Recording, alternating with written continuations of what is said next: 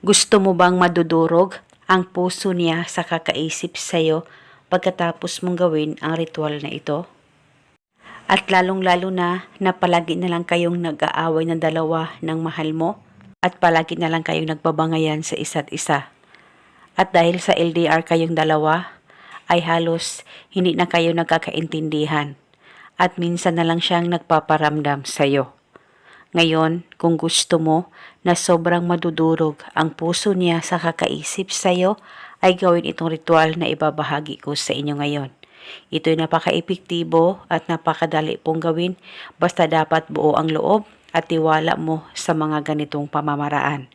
Pwede mo ito gawin sa kahit na anong araw o oras na gusto mo.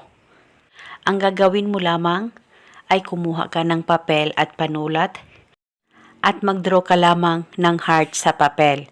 At pagkatapos, isulat sa loob ng heart ang kanyang pangalan at apelido ng isang beses. At pagkatapos, kumuha ka ng pula na kandila. Pula po na kandila ang gagamitin natin sa ritual na ito. Sindihan mo ang kandila at patakan mo ang kanyang pangalan sa loob ng heart.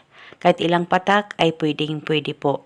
Wala na po kayong kailangan pang banggitin o ibulong na spell, basta gawin itong ritual na tama ang pagkagawa mo. At pagkatapos mo nang mapatakan ito, ay pwedeng tupiin ang papel, ilagay sa ziplock at dalhin kahit saan ka man magpunta.